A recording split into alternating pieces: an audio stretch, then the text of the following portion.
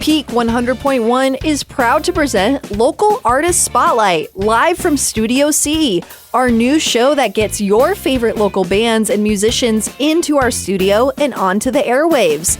Unforgettable live performances with amazing and personal interviews. Live from Studio C is the place to discover your next favorite local band. Tune in to Peak 100.1 on Wednesdays at 6:30 p.m. to hear exclusive interviews and songs from these amazing local artists.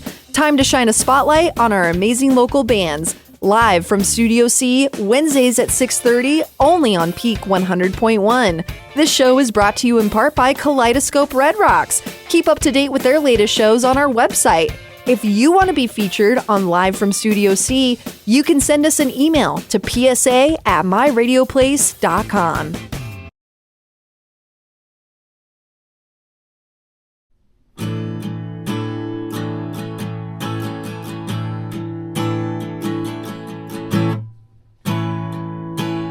Make the final call that the overtime is not worth it.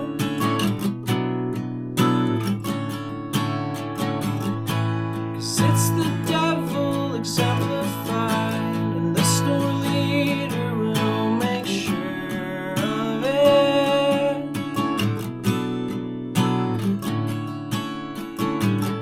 And yes, the money sees you smile while you're back and knees with her apart.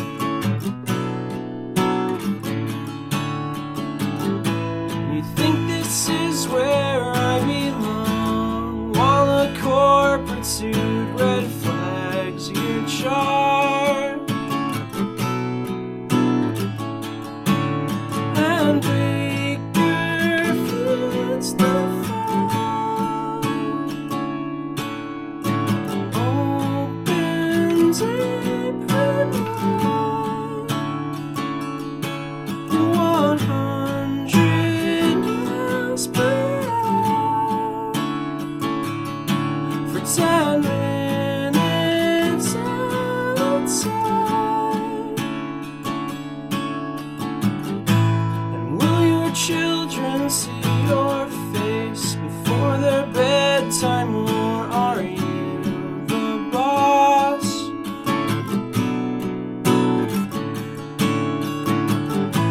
Or is your girlfriend getting sick of you too tired to finish watching Lost?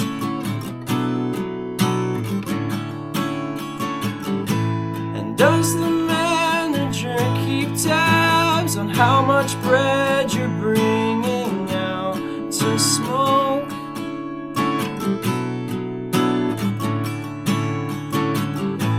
Just to drop it for the birds, is our shrink to you some kind of joke? And Baker foods the fall, opens April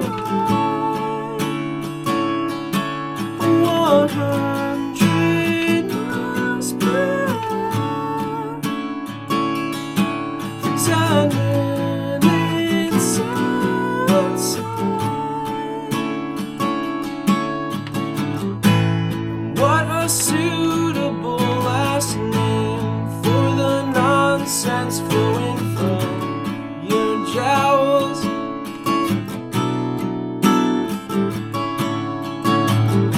And what a grave surprise to you, antagonizing workers made them sour.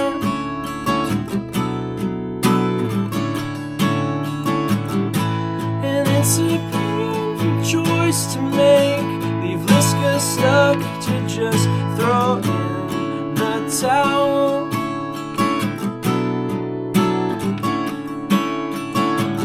Well, I'm highly likely becoming vegan once I'm finished chopping up dead cattle. And still Baker feeds the fat.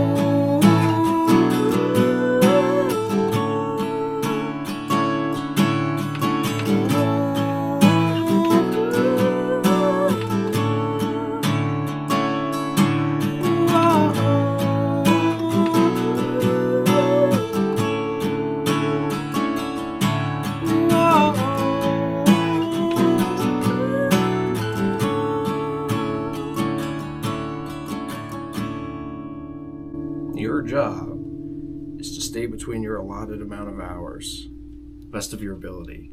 But overtime is the devil. That's what he said. That's exactly what he said. That's Paulie Amato. You're listening to Peak 100.1. You're tuning in to Peak 100.1, and I'm joined in the studio today by one of my good friends and one of my favorite musicians. It's Paulie Amato. Welcome to the show, Paulie. How you doing? Thank you. I'm doing great. I'm feeling hydrated and sweaty. Nice. Yeah. Sweaty because you're nervous? Yeah, I was just a general sweaty all the time. Yeah, generally a sweaty person. Usually. Do you take being a sweaty person inspiration for your music?